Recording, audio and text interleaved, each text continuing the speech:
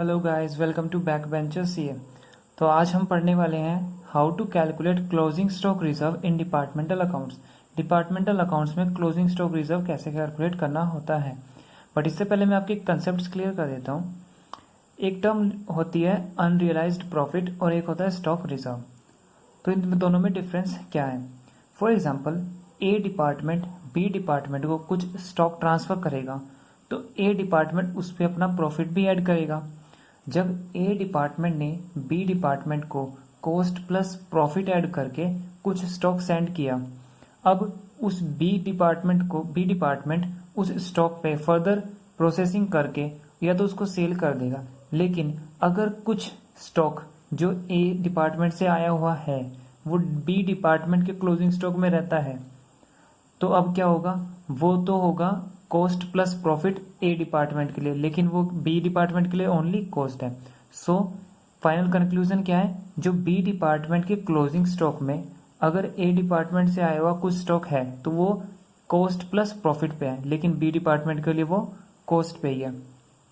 सो जो वो प्रॉफिट का एलिमेंट है वो बी डिपार्टमेंट के लिए स्टॉक रिजर्व है और ए डिपार्टमेंट के लिए अनरियलाइज्ड प्रॉफिट है। बिकॉज जब ए ने बी को सेंड किया स्टॉक तो ए ने वो प्रॉफिट पूरा रियलाइज मान लिया, बट एक्चुअली में वो जो स्टॉक था वो आगे सेल ही नहीं हुआ, वो भी बी के क्लोजिंग स्टॉक में पड़ा हुआ है।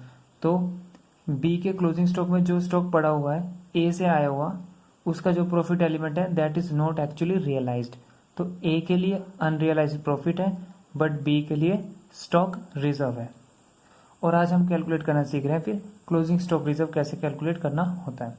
उससे पहले एक कैलकुलेशन आती है ग्रॉस प्रॉफिट कैसे कैलकुलेट, जीपी रेशो कैसे कैलकुलेट करना है। तो जीपी रेशो कैलकुलेट करने के लिए हमें डिपार्टमेंट्स में देखना पड़ेगा। सबसे पहले जीपी रेशो कैलकुलेट करने के लिए हम फॉर्मूला यूज करते हैं, yes this one. GP ratio किसी भी डिपार्टमेंट के लिए अगर हमें कैलकुलेट करना है दैट इज उस डिपार्टमेंट का gross profit divided by sale plus internal transfer जो उस डिपार्टमेंट ने किया है, जो सेल के नीचे दिखाई देगा उसको अपॉन में ले लेंगे डिनोमिनेटर में, और ये इससे हमारा जीपी रेशो निकल जाएगा मल्टीप्लाई 100 करके। सो जीपी रेशो किसी भी डिपार्टमेंट के लिए कैसे निकालना है हमें, जीपी डिनोमिनेटर में सेल उस डिपार्टमेंट की प्लस उस डिपार्टमेंट जो इंटरनल ट्रांसफर किया है, बिकॉज इंटरनल ट्रांसफर को हम सेल की तरह ट्रीट करते हैं अगर देता है डिपार्टमेंट तो। सो जीपी रेशो ऐसे कैलकुलेट कर लेंगे।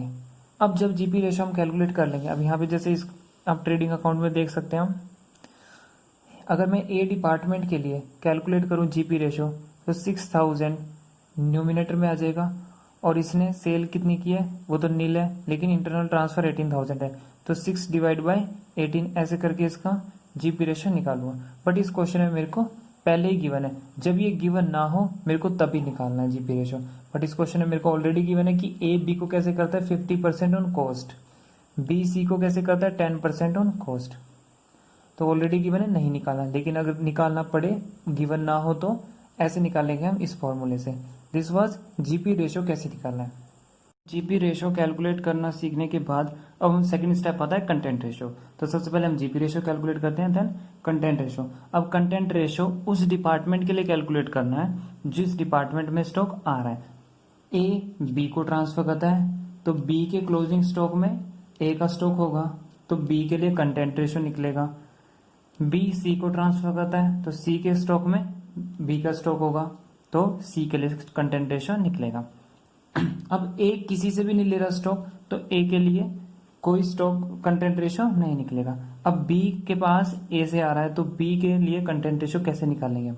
अब हम फोकस करते हैं ट्रेडिंग अकाउंट में। कंटेंट रेशो निकालने के लिए हमें देखना है, डेबिट साइड पे फोकस करना है। बी की डेबिट साइड में ओपनिंग स्टॉक और जीपी के अलावा जो भी है वो बाकी सारा आ जाएगा डिनोमिनेटर में।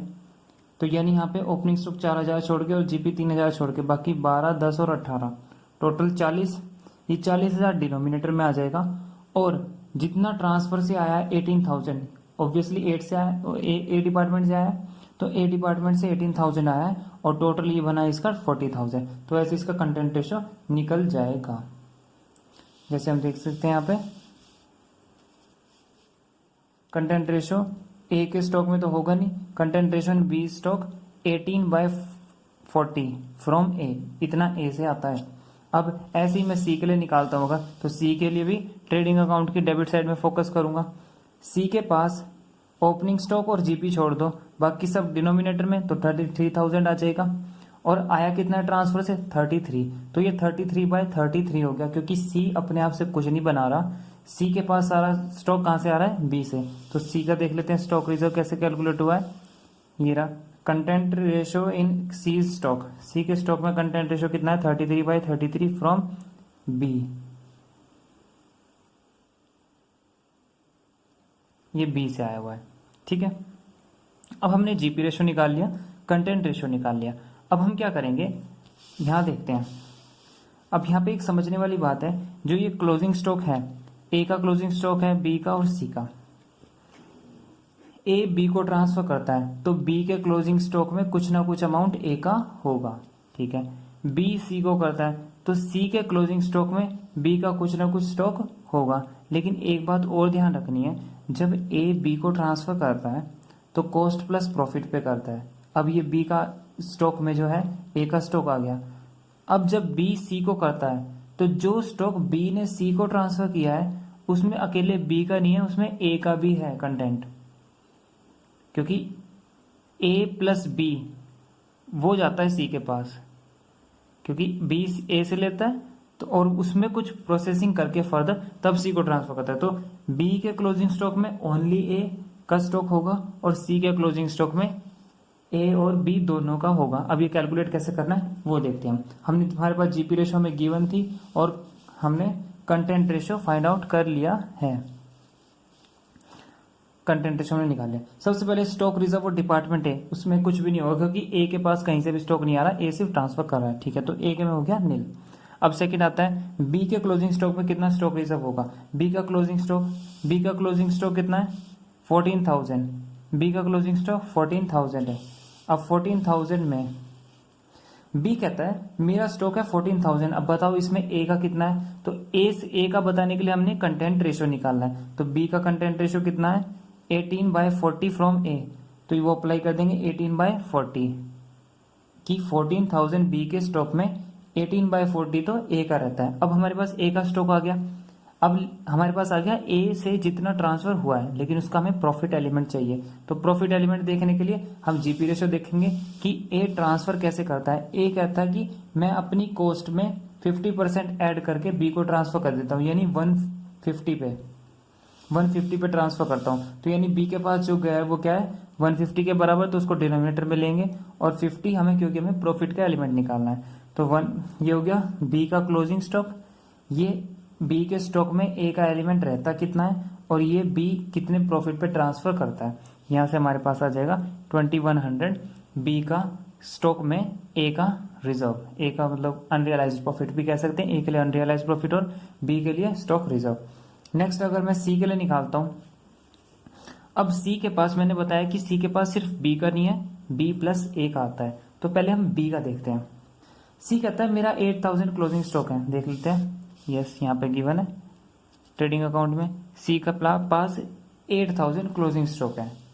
अब जब सी के पास 8,000 क्लोजिंग स्टॉक है, सी कहता है मेरे पास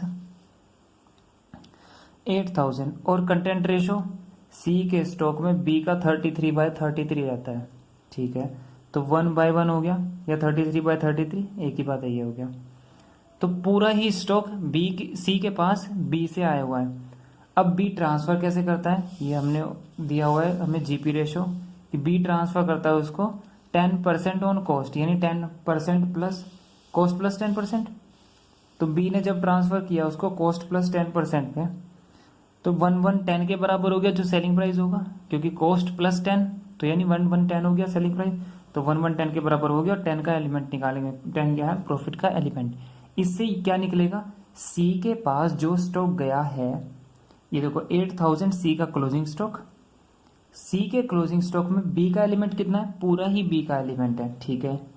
उस बी के एलिमेंट में बी ने अपना प्रॉफिट कितना ऐड किया हुआ है, बी ने किया हुआ है 10% और वो 110 के बराबर होगा ऑब्वियसली। तो ये 727 आ गया बी का प्रॉफिट जो बी ने ऐड किया हुआ था। अब क्या होता है देखो, जब ए ने ट्रांसफर किया बी को, जब ए ने ट्रांसफर किया, ए ने बी को ट्रांसफर किया तो कैसे किया, कॉस्ट प्लस प्रॉफिट पे किया। फिर बी ने इस कॉस्ट प्लस प्रॉफिट को उठा के अपनी कुछ कॉस्ट ऐड की और इस पूरे के ऊपर प्रॉफिट लगा के सी को ट्रांसफर कर दिया। ध्यान से समझना इस बात को। ए ने जब बी को ट्रांसफर किया, ए ने बी को ट्रांसफर किया तो कॉस्ट प्लस प्रॉफिट पे किया, ठीक है। ये पूरा किसके लिए कॉस्ट हो गया, अब बी के लिए ये पूरी कॉस्ट हो गई। फिर बी ने इस पे फर्दर कॉस्ट ऐड की और इस पूरे के ऊपर प्रॉफिट लगा के सी को दे दिया।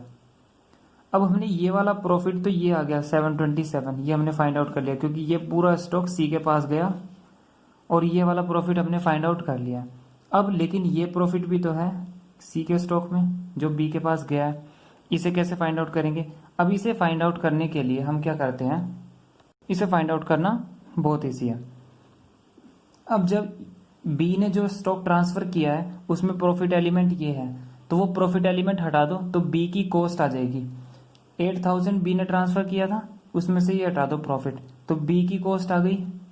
अब जब बी की कॉस्ट आ गई तो बी की कॉस्ट के ऊपर ए का कंटेंट रेशो अप्लाई कर दो। फिर से बी की कॉस्ट निकाल ली, ए का कंटेंट रेशो निकाला और ए का प्रॉफिट एलिमेंट लगा दिया और ये हमारे पास ए वाला टोटल प्रॉफिट आ गया जो इसमें इंक्लूडेड है। और ये हमारा हो गया total closing stock reserve calculate हो गया यहाँ पे। आई होप आप लोगों को समझ में आएगा।